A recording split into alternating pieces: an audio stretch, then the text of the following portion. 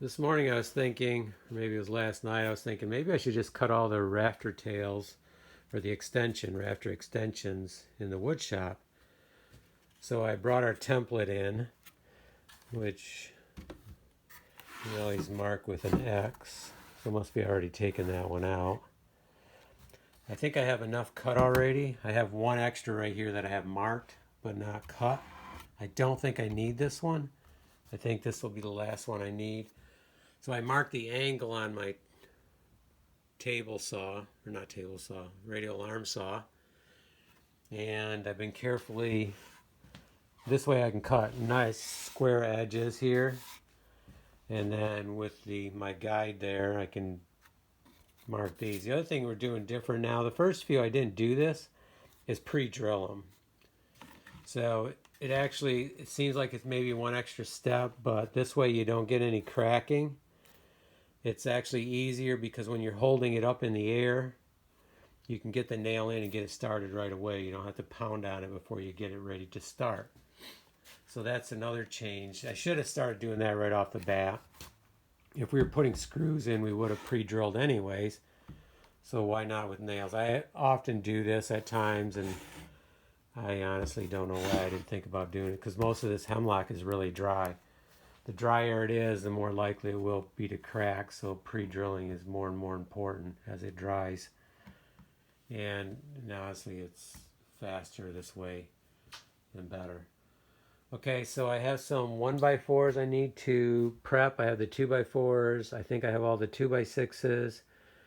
The 1x4s, I'm going to cut them after breakfast, and then we're ready to start putting some up and prepping more ridge line to put more up.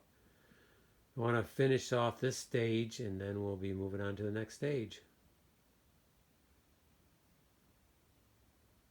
Oh, maybe I could take you out and show you where we're at too.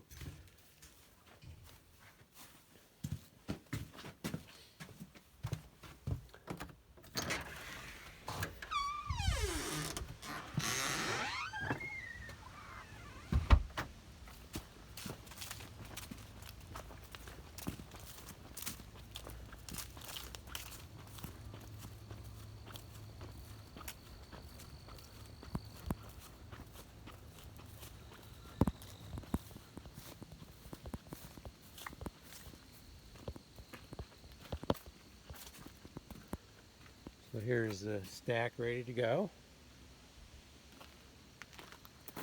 And you can see where we're going here.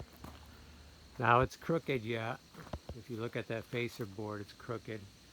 But that's okay. We didn't put in any of our supports yet.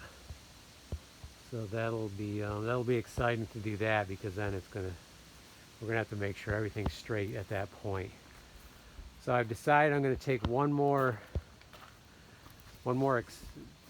set of the eaves trough down. I think we're going to go right to about right here with the carport. Thought about going on the other side of the window, but I don't really think I need it that big. I'll be moving some of the stone back here to give us more room to back up, so that'll give us more space.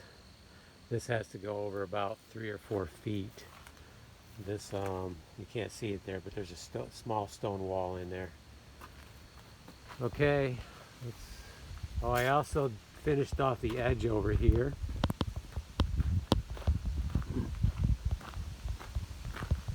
And started prepping to put molding around the window. Not sure what I'm doing on top yet. It's kind of a narrow space, but we'll figure something out that looks nice. You can see the edge. That just really dresses it up right there. So we have more ideas, and it should look pretty cool. Okay.